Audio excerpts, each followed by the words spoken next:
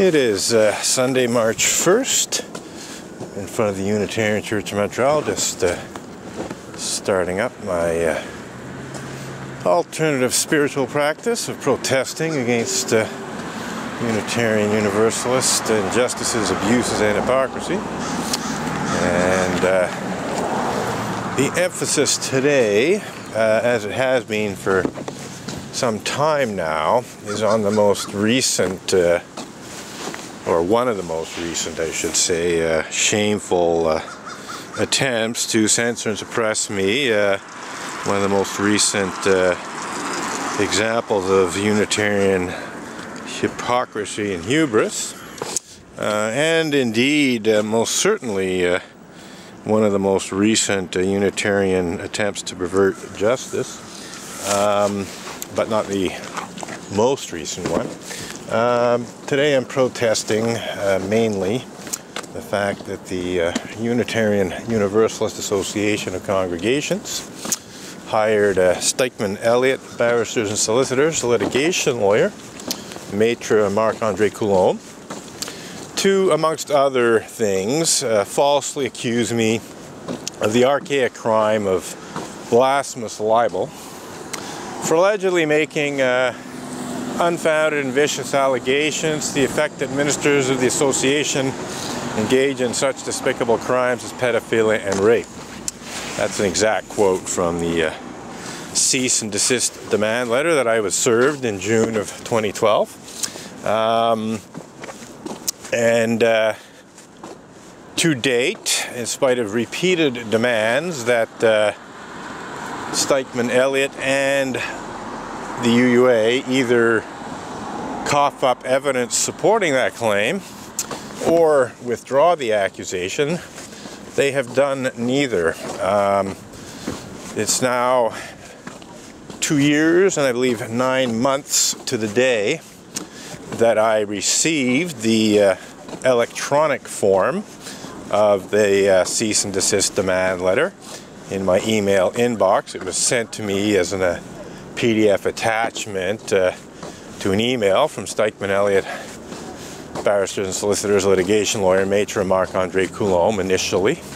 And then I was later served the actual paper document by a bailiff when I very happily showed up at the bailiff's office to be served with that historic document, because it most certainly is historic for Unitarian Universalists to accuse anyone of any form of blasphemy for any reason whatsoever. But it's, I think, genuinely significant in Unitarian Universalist history that in the 21st century, indeed more than a decade into the 21st century, atheist Unitarian Universalist leaders such as UUA President Reverend Dr. Peter Morales, former UUA Executive Vice President Kathleen K. Montgomery, thought it would be a good idea to accuse me of the criminal act of blasphemous libel in what can be reasonably described as Bill Cosby legal bullying that seeks to censor and suppress my blog posts about Unitarian Universalists who were actually convicted of such despicable crimes as pedophilia and rape.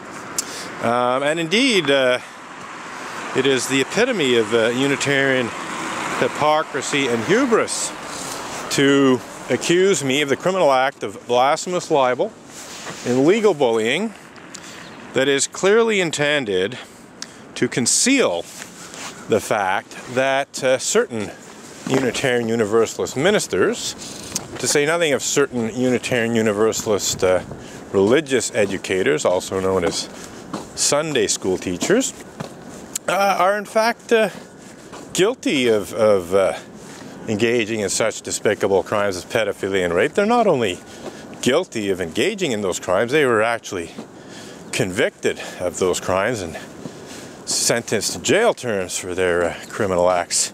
So here's the UUA trying to treat me as a criminal for blogging about Unitarian Universalist criminals, and in fact telling the truth about them. There's nothing remotely unfounded in my blog posts about Unitarian Universalist pedophiles and or rapists.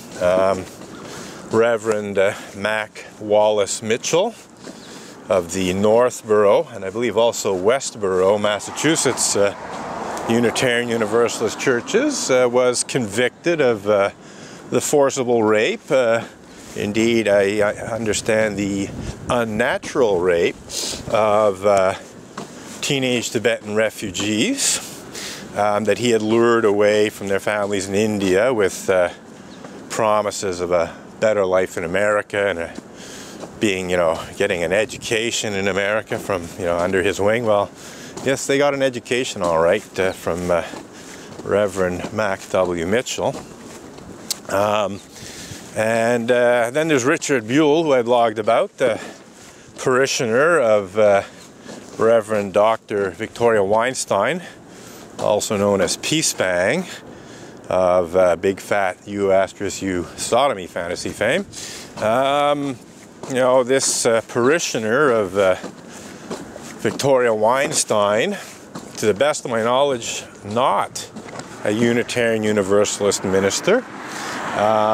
Possibly a Unitarian Universalist religious educator, Sunday school teacher, although I have no direct evidence of that, but just based on his standing in the church, it's likely that he did a little bit of Sunday school teaching. But nonetheless, this Richard Buell was convicted of the rape of preteen girls who were no older than 12 years old at the times that the rapes took place, and could have been as young as 6, according to some of the estimates that were written about in various newspaper reports about Richard Buell's rape of preteen girls, including a female family member and a neighbor's daughter. Those are exact quotes from newspaper articles. I'm not making anything up there. Basically the Unitarian Universalist Association, in an effort to hide these facts from public view, to minimize the amount of information available about them on the internet, hired Maître Coulombe to try to intimidate me into removing those blog posts. Now I have to say that, to be absolutely clear and accurate, Maître Coulombe and also UUA leaders such as Executive Vice President Kathleen K. Montgomery never actually properly identified which blog posts they were talking about. I said, well, tell me which blog posts you claim to be unfounded and vicious, because they never actually identified them in the initial letter. And they've never done so. They've never clearly identified which blog posts they pretend contain unfounded and vicious allegations to the effect that ministers of the association engage in such despicable crimes as pedophilia and rape. But in that, prior to June of 2012, the only people who I had described as rapists, or indeed a pedophile rapist in the case of Richard Buell, are those two people, Reverend Mac W. Mitchell and Richard Buell. I never spoke about any other Unitarian Universalist pedophile or rapist, or indeed pedophile rapist. That doesn't mean I couldn't have. It doesn't mean I can't. It just means that up to that point in time, that is Friday, June 1st of 2012, those were the only two Unitarian Universalist pedophiles and or rapists that I'd blogged about, just two. So I can reasonably assume that those are the blog posts that the UUA wanted to be memory hold, as it were. So in any case, you know, they're still there because, as far as I'm concerned, they're by no means unfounded. They're not even vicious, really. They just tell the truth. You know, I don't go using you know, vicious words. You know, I try to speak about it relatively dispassionately. So you know, they're neither unfounded nor vicious.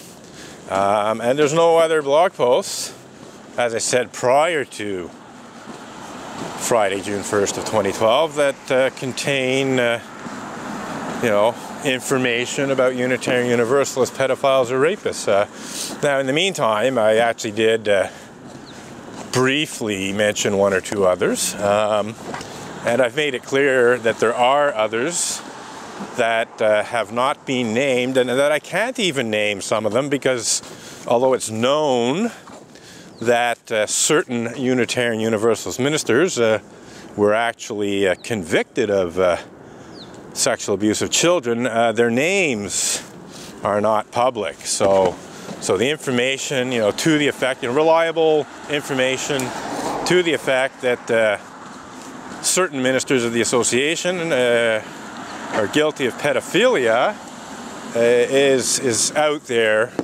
on the internet, but these ministers are not identified by name. So this brings me now to a much more recent perversion of justice on the part of top-level UUA leaders, and I will lead into it by saying that you know, when Jim Key ran for UUA moderator, you know, it was brought to his attention, the situation where the UUA was accusing me of blasphemous libel, etc. And I brought it to his attention directly myself. You know, from the point of view of trying to persuade Jim to ensure that the UUA Board of Trustees responsibly dealt with this situation, you know, where the UUA is falsely accusing me of a crime. You know, I want the accusation formally withdrawn, acknowledge that it is a false accusation. I want